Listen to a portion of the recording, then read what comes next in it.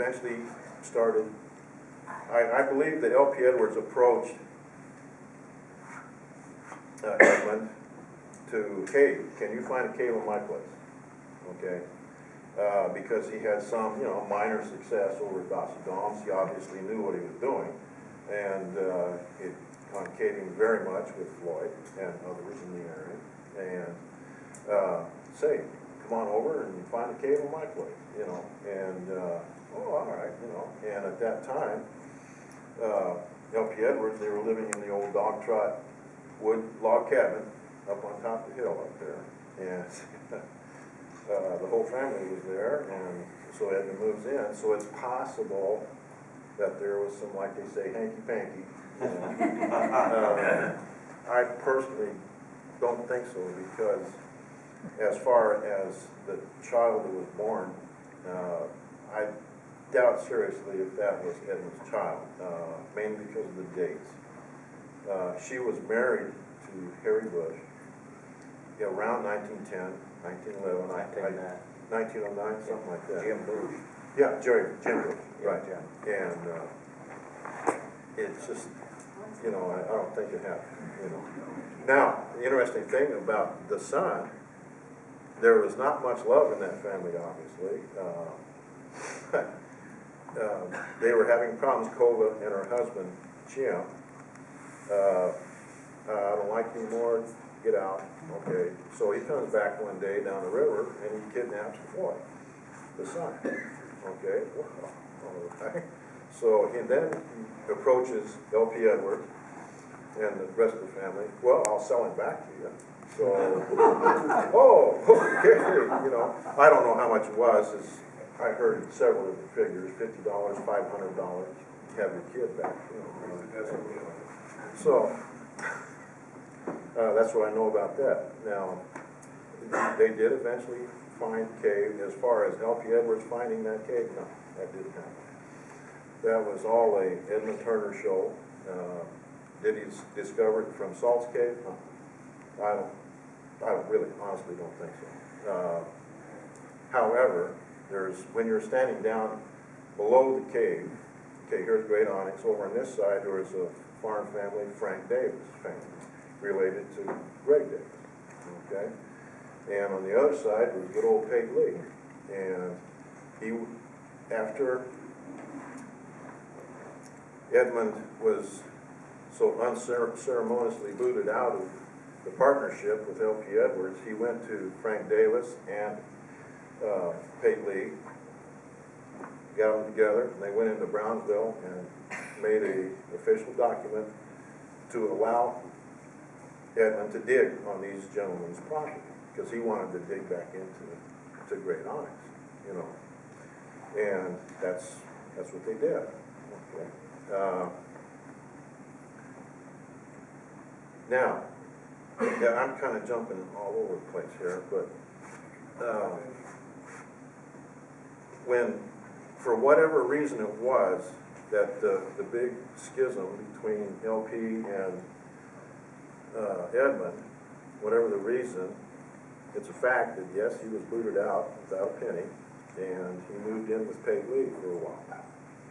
And he had all his papers, all his surveys, everything else, he took them with him. Okay, fine. So that brings up something else, further lawsuit down the road. Anyway, so here's Edmund kicked out. Where's my next hot dog coming from? Okay. All right, so he goes into Glasgow and he hires one of the lawyers at the firm of Richardson and Richardson down in Glasgow to bring a lawsuit, which they did for $25,000. At that time, that was quite a chunk of change. I wouldn't mind having it now. And they got it all together, and it was going to come to trial in Brownsville at the courthouse in June of 1917. Okay. Sadly, Edmund dies in May of 1917, just a couple weeks prior to the coming on of the lawsuit. So, now like Roger says, he died penniless, he's buried penniless, and, it's a pretty tough story. What did he die of? That's an excellent question. On the death certificate, it says phlegrophy. Okay. Now, I've asked Dr. Sines several times, hey, Doc, what's this? And, oh. Some doctor knew Phlegrophy. Phlegrophy, P-H-L-E means vein. Graphy means inflammation. So inflammation of the vein, that could have been infection of the leg, that could have been, and the person who signed the death certificate was from Park City. Dr. Never came out and looked at the decedent to say what he died of. Well, this is a time so many people are unfortunately dying of the influenza in this area. Yes, right. Other thing, still, tuberculosis. So many people of his age group were dying of tuberculosis, and rather than saying pulmonary tuberculosis, the physician would write a description of what he may have seen on the decedent. And so if he had swollen, inflamed veins, and it could have been a pulmonary embolus, whatever, most likely phlegrophy you can't define. It's a description, it's not a disease. Right. I understand that it was a chronic thing with Edmund. It just wasn't something that come up overnight. He'd had it for a condition for quite some time. And probably combined with that flu epidemic at the time, it just all got together and laid him out, you know. My biggest quest, if I'm still gonna keep looking, is to try to find Edmund's wife. What happened? You know, I don't know what happened to her. How did you find the daughter's name? In the lawsuit that he brought against LP, you know, they were listed there. And they were juveniles at that time, in 1917. So that's why I was thinking they were born, you know, after 1900. But he didn't have the daughters down here. No, but that's interesting because one of the daughters did come down long after Edmund was buried and took a tour of Great Onyx Cave. Now, which daughter it was, I don't know.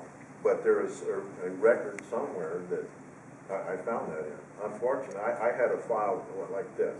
I was always flying back and forth from Oregon to come down here. I used to live in Oregon. And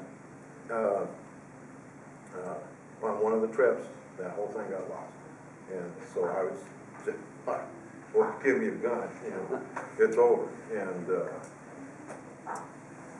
it's just almost impossible to recoup that material. I had reports from Russell Trell Neville describing how Edmund found Great Onyx and poo-pooed totally the idea of L.P. Edwards finding the cave and the old peach seed theories and all this stuff, you know.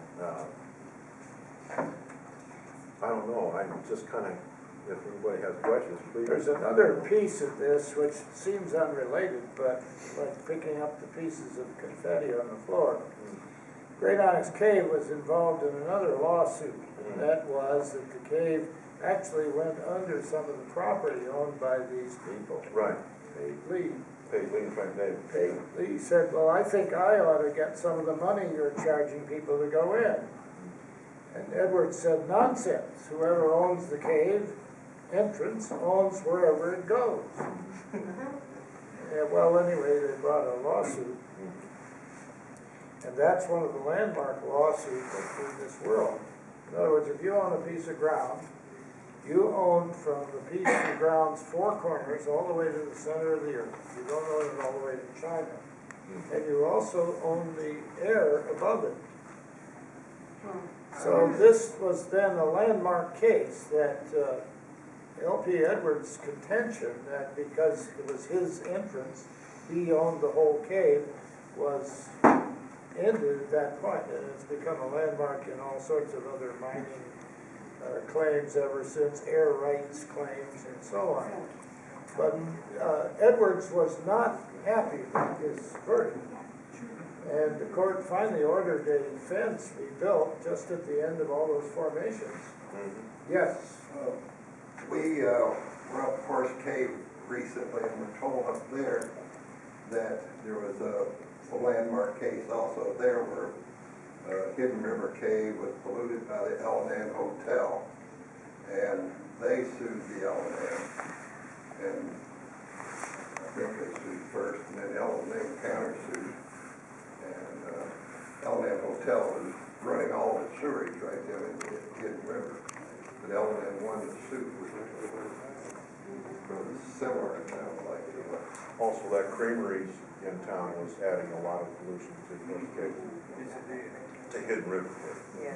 There was an earlier suit, and that's Cox versus Colossal Cavern Company from Morrison opening the Cox entrance, which was Perry Cox's father, mom and dad's place on Mammoth Cave Ridge. Morrison, this was appealed, it was an important appellate decision that came down about 1921. Here, the Colossal Cavern Company had bought on behalf of the Mammoth Cave estate the cave rights on the Cox land. Then Morrison came and on that same land opened an entrance that came out in the Markoff's Domes area of Mammoth. The appeal was whether or not in the state of Kentucky, which at that point had the broad farm deed as far as mining, was whether the appeal was that L&N couldn't, it wasn't a legal contract because you can't lease nothing, a void. The cave was a void. And so the appellate case says, yes, you can write a contract that controls a void, a cave. And then later, that was added to later when L.P. Edwards said, well, you know, if you own the entrance, you own everything. But it had already been decided that you could have a valid contract to a cave in a state which at that point had the broad farm deed that someone had signed years ago in X, saying that some company could have all the minerals under that land. And then, 100 years later, someone buys that deed and comes and moves your home aside and takes the coal. But anyhow, that's the sequence of those. Norman, shed light on all this for us. Tell us. You're related to these people. I'm better at filling in trivia, I guess. That's the confetti. How are you related to the Coxes and the Edwards? My dad was a cousin to Lucy, Who was your dad? Lester Warnell. My great-grandmother was an Edwards, a sister to L.P. Edwards. One time in my life, I had the opportunity to see Lucy and Perry. He was the director of the bank at Brownsville Deposit Bank. I was a kid just ratting around. And they came in, and Dad and Lucy was talking. And Mr. McCombs had acquired a six-legged pig. Had it on the counter, and I was mesmerized by that pig. And lost, I don't have any memory of ever talking to Lucy or any of them. So my interest, you can tell where that was at with a kid. One of the points I might mention here is that Edmund died at Joe Lee's house. One-eyed Joe Lee, who lived at the corner of the road where you turn down the Great Onyx Road to go down through there.